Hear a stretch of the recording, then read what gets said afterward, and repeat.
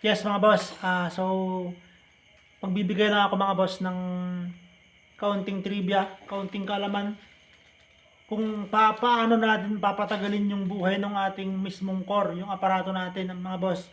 So, ayun, bagong lahat, magandang gabi mga boss. Tapos, shout out ko na rin yung mga nanonood lagi sa ating mga content. Kamusta kayo mga boss? Sana pagpatuloy natin yung panonood para makatulong din sa akin, sa ating mga vloggers na magbigay ng konting kaalaman, ganyan, sa mga kapwa natin, mga isda. So yun nga mga boss, sa umpisa pa lang mga boss, dapat pag inirewind nyo yung bugi ninyo mga boss, dapat mahigpit mga boss, yung lalong-lalo na yung primary. Kasi ang tendency nun, doon nakukuha yung pagkasunog ng ating magnetic wire pag maluwag siya. So hindi stable yung pagtakbo ng volts yung battery.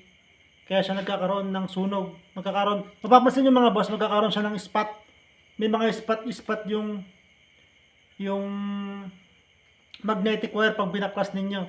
So, ang unang step dun mga boss, para mas tumagal pa yung buhay ng magnetic wire, lalong-lalo na yung primary, dapat sa pagkaka-rewind pa lang, sa umpisa pa lang, maganda na mahigpit na yung pagkaka-rewind.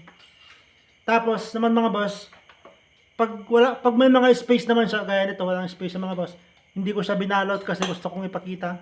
Ayan o, wala siyang space. Pag walang space na ganyan, ang naman nito, ang tendency naman nito, mas maganda yung buga ng output natin.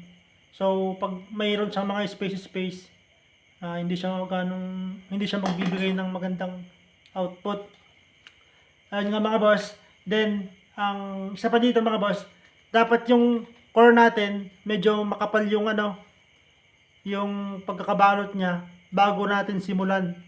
Para hindi mag-ground yung primary doon sa mismong core. Ayun na mga boss, yung isang tip ko. Tapos, tungkol naman dun sa may platino niya, yung upper saka lower, dapat yung lower mga boss, maliit lang yung gap dito. Dito sa part na to. Parang ganito mga boss.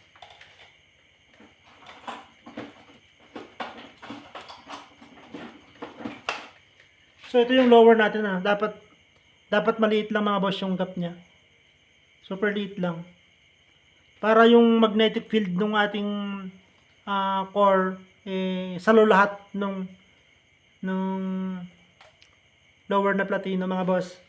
So yun lang mga boss. Wala nang cut itong video. Napakaigsi lang. Sana mapanood ninyo at sana nakapagbigay ako ng konting idea. Yun lang mga boss, para mas matagal yung buhay ng ating bugi, ng ating core, kaya nung suman. Sa umpisa pa lang mga boss, dapat maganda na yung mahigpit, maganda na yung pagkaka-rewind, lalong-lalo na yung primary. Kasi nandun dun nagsisimula yung kurente mga boss eh. So napaka-importante mga boss yung pagka-adjust. Ito, sa pang-rewind. Ito mga boss oh. Ito. Kung may ganito kayong kaparehang pang-rewind, napaka-importante nun mga boss. Dapat mahigpit talaga yung pagkakapulupot. Nang sa ganon, solid yung binibigay na power ng ating aparato. Tapos, siyempre, sabayan nyo na siya ng mga condenser. Ito. Ginagawa nung tropa natin. Shoutout sa iyo, boss. Ayan. Sabayan nyo lang ganun, mas marami, mas maganda mga boss. Huwag nyo tipirin. Sa atin kasi, binabagay lang natin dun sa may presyo mga boss ng ating Kung gusto nyo i-upgrade, mas maganda i-upgrade din nyo yung mga nabibili nyo sa akin. Pero yung dinideliver namin mga boss, yung pinapa-ship namin ng mga ganito, solid na mga boss. Pero kung gusto nyo pang i-upgrade, pwede naman, i-upgrade nyo. Nasa sa inyo na yan. Pag gusto nyo mag-DIY, goods yun mga boss. Dito naman tayo, nagbibigay tayo ng ideas saka mga technique para mapalakas palalo yung aparato natin. Yun lang mga boss, salamat.